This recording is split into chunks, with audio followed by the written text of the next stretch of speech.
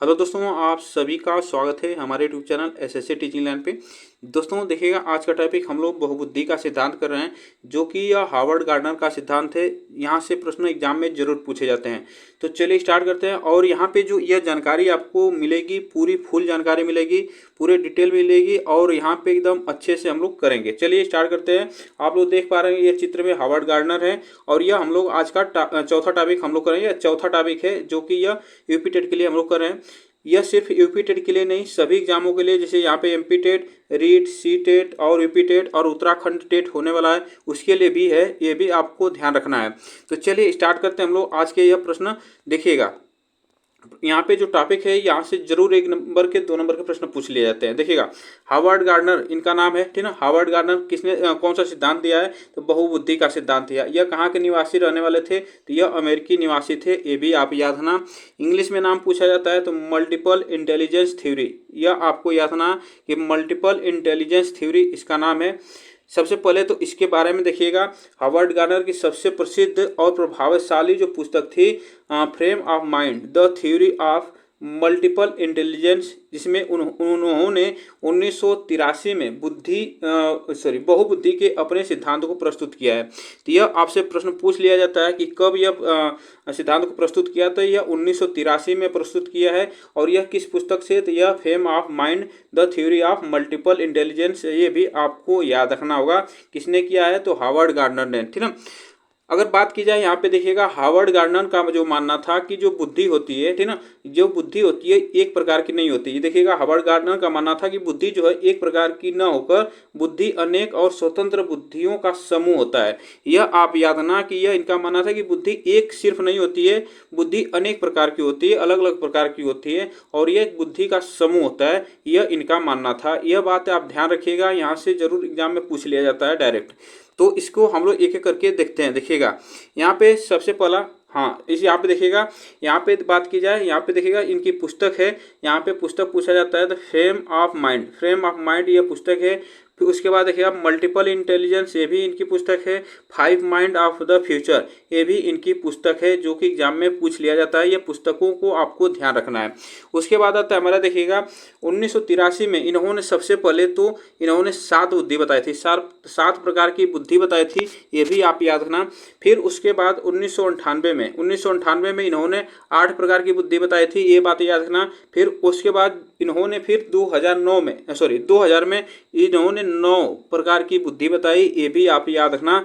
इसमें से आपसे प्रश्न पूछ लिया जाता है, तो इसको आपको याद रखना। पूछा जाता है कि हार्वर्ड गार्डनर ने कितने प्रकार की बुद्धि बताई है। तो इसमें से आपको कन्फ्यूजन जरूर होगा, लेकिन आप याद रखना, आप 8 प्रकार की बुद्धि बताइएगा, क्योंकि यह एनसीईआरटी में दिया हुआ है, ठीक ना। एनसीईआरटी में दिया हुआ 8 प्रकार की बुद्धि, तो एनसीईआरटी के हिसाब से 8 प्रकार की बुद्धि को आप लगाइएगा। और यह बुद्धि बहुबुद्धि सिद्धांत पूछा जाता है, किसने दिया है? तो हार्वर्ड गार्डनर ने दिया है। ये भी आपसे प्रश्न पूछा जाता है।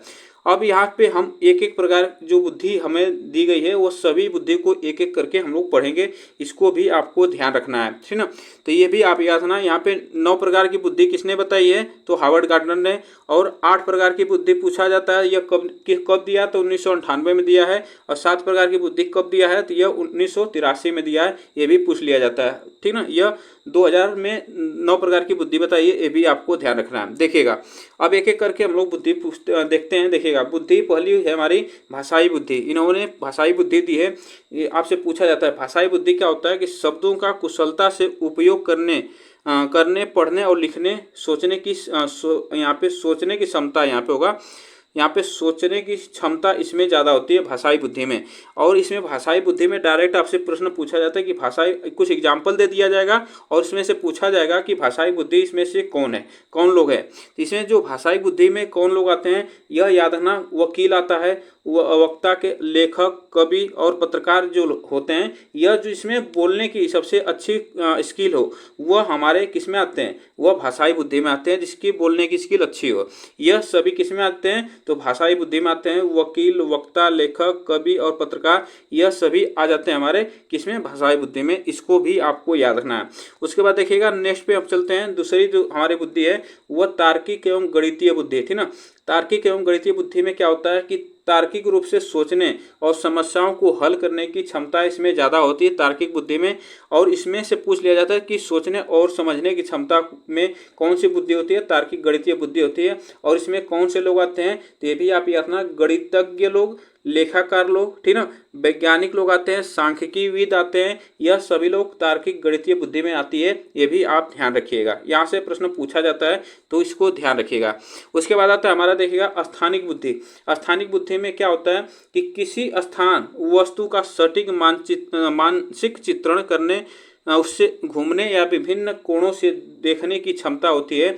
यह किसमें होती है, तो यह आपको याद रखना, यह किसमें पाई जाती है, तो इसमें पाए जाते हैं वास्तुकार। आप देखेंगे कि वास्तुकार जो होते हैं, कोई भी चित्र बनाता है उसमें यह बुद्धि पाई जाती है, स्थानिक बुद्धि। पायलट होते हैं उसमें भी पाई जाती है। ग्राफिक कलाकार जो होते हैं उसमें भी पाए जाते हैं। शल्य चिकित्सक होते हैं, शल्य चिकित्सक जिसमें यह सब काम करते हैं, स्थानिक बुद्धि में यह आते हैं। इसको आप ध्यान रखिएगा, यहाँ से प्रश्न पूछा जाता है। उसके बाद देखिएगा हमारा आता है शारीरिक गतिज बुद्धि। शारीरिक गतिज बुद्धि में कौन आता है, शरीर के नियंत्रित करने और शारीरिक कार्यों को करने की क्षमता इसमें पाई जाती है, तो वह हमारे क्या होती है, शारीरिक गतिज बुद्धि होती है। इसमें कौन लोग आते हैं, इसमें जैसे देखिएगा डांसर जो होते हैं, नर्तक होते हैं, नाचने वाले लोग जो होते हैं, खिलाड़ी दौड़ धूप करने वाले होते हैं, धावक होते हैं, यहाँ पे देखिए धावक होते हैं, बढ़ई जो आप लोग देखें, बढ़ई जो कारपेंटर का काम करते हैं वो लोग होते हैं, मैकेनिक होते हैं इसमें, तो यह शारीरिक गति बुद्धि के अंतर्गत आते हैं। जो नर्तकी होती हैं, आप इसको याद रखना, जो डांस करने वाले लोग होते हैं वह इसमें सभी आते हैं। तो यह शारीरिक गतिज बुद्धि, उनकी शरीर की जो क्षमता होती है गति स्थिति में होती है, तो यह सभी शारीरिक गतिज बुद्धि में आता है। इसको आपको याद रखना है। इसको अब आगे चलते हैं, देखिएगा हमारा आता है संगीतात्मक बुद्धि। संगीतात्मक बुद्धि की बात की जाए तो यह देखिएगा संगीत के प्रति संवेदनशीलता, लय को पहचानने और बनाने की क्षमता इसमें होती है संगीतात्मक बुद्धि में। यह आपको ध्यान रखना। इसमें कौन कौन लोग आते हैं, तो इसमें संगीतकार लोग आते हैं, गीतकार आते हैं, वादक आते हैं, यह सभी हमारे संगीतात्मक बुद्धि में आते हैं। और लोग भी आ सकते हैं, इसको भी आपको ध्यान रखना है। यहाँ से प्रश्न पूछ लिया जाएगा डायरेक्ट। तो इसमें जो संगीत के प्रति संवेदनशीलता, लय को पहचानने और बनाने की क्षमता जिसमें पाई जाती है वो हमारे संगीतात्मक बुद्धि के अंतर्गत आते हैं। उसके बाद देखिएगा हमारा आता है अंतर्वैयक्तिक बुद्धि, जो कि इसे यह थोड़ा सा कन्फ्यूजन होता है इसमें, याद रखना, अंतर्वैयक्तिक बुद्धि जो कि इंट्रापर्सनल इंटेलिजेंस होते हैं, यह यहाँ पे याद रखना, इंट्रापर्सनल इसे कहा जाता है इंग्लिश में। अंतर्वैयक्तिक बुद्धि से कहा जाता है, जो कि अपनी भावनाओं, इच्छाओं और प्रेरणाओं को समझने की क्षमता होती है। यह एग्जाम में जरूर पूछा जाता है। और हम लोग जो ये वाला जो है हमारा, ये भी एग्जाम में पूछा जाता है। तो ये दो आपको ध्यान रखना है। देखिएगा अंतर्वैयक्तिक जो बुद्धि होता है, जिसे हम लोग इंट्रापर्सनल इंटेलिजेंस के नाम से जानते हैं, तो वो इसमें क्या होता है कि अपनी भावनाओं और इच्छाओं को, प्रेरणा को समझने की क्षमता जिसमें पाई जाती है वो हमारे इंट्रापर्सनल इंटेलिजेंस के लोग होते हैं। जैसे दार्शनिक लोग होते हैं, ठीक ना, स्वतंत्र लोग होते हैं, जिसमें आत्मचिंतन की क्षमता होती है, वो हमारे किस में आते हैं, ये सभी आते हैं इंट्रापर्सनल इंटेलिजेंस में आते हैं। उसके बाद देखिए अंतर्वैयक्तिक यहाँ पे पूछा जाता है। फिर उसके बाद अंतर्वैयक्तिक बुद्धि, यहाँ पे जो था अंतःवैयक्तिक और यहाँ पे जो अंतर्वैयक्तिक, यह जो कि हमारा इंटरपर्सनल इंटेलिजेंस है, यह आपको ध्यान रखना है। इसमें क्या होता है कि दूसरों की भावनाओं और विचारों को समझने और उनके साथ प्रभावी ढंग से जुड़ने की क्षमता जिसमें पाई जाती है, तो वह होते हैं अध्यापक होते हैं, विक्रेता जैसे दुकानदार होते हैं, वह सभी लोग किसमें, इसमें अच्छे लोग जैसे दूसरे की भावनाओं को अच्छे तरीके से पहचान पाते हैं, ठीक ना, यह विक्रेता जो होते हैं वो भी होते हैं, यह सभी लोग इसमें आते हैं, इंटरपर्सनल इंटेलिजेंस में आते हैं। यह इसे कहा जाता है अंतर्वैयक्तिक बुद्धि, ये भी आपको ध्यान रखना है। उसके बाद देखिएगा आता है हमारा प्राकृतिक बुद्धि, ठीक है। प्राकृतिक बुद्धि की बात की जाए तो इसमें क्या होता है कि प्रकृति के विभिन्न तत्वों जैसे पौधों, जानवरों और प्राकृतिक पर्यटन के पहचानने और समझने की क्षमता इसमें पाई जाती है। तो यह याद रखना, जो प्राकृतिक से लोग जुड़े होते हैं, यह आप याद रखना। इसमें जो लोग आते हैं वह कौन, किसान आएगा, शिकारी आएगा, भूविज्ञानिक आएगा, खगोलविद आएंगे, ये लोग सभी जो हमारे नेचुरल इंटेलिजेंस में आते हैं। ये प्रश्न आपको ध्यान रखना है, जो कि यह प्राकृतिक बुद्धि के अंतर्गत आते हैं। इसमें से किसान आ जाता है, शिकारी आ जाता है, यह भूमि विज्ञान के लोग आ जाते हैं, तो यह हमारे क्या होते हैं, यह प्राकृतिक बुद्धि के अंतर्गत आते हैं। उसके बाद आता है हमारा अस्तित्ववादी बुद्धि। अस्तित्ववादी बुद्धि की बात की जाए तो ये इसमें क्या होता है, जीवन, मृत्यु, अस्तित्व से जुड़े बड़े सवालों के बारे में सोचने की क्षमता होती है। इसमें जो बड़े सवालों के सोचने के बारे में क्षमता होती है, वो अस्तित्व बुद्धि के बारे में सोचने की क्षमता होती है, तो वो हमारे कहते हैं दार्शनिक लोग, ठीक है, वह दार्शनिक लोग होते हैं। इसको भी आपको ध्यान रखना है। तो यह इसको आप लोग ध्यान रखिए। इसमें हम लोग पूरे 9 प्रकार की बुद्धि को हम लोग देख लिए। और आप लोग बताइएगा यह टॉपिक कैसा लगा, आप लोग को कमेंट में जरूर बताइएगा, और इसमें से हमारी जो कमी है उसको भी बताइएगा। और वीडियो को लाइक शेयर आप लोग जरूर कर दीजिएगा, आप लोग कमेंट में जरूर बताइएगा, ठीक है। और हम लोग इस पर आगे क्या कर सकते हैं उसको जरूर आप कमेंट में बताइएगा। तब तक के लिए थैंक यू सो मच आप सभी को।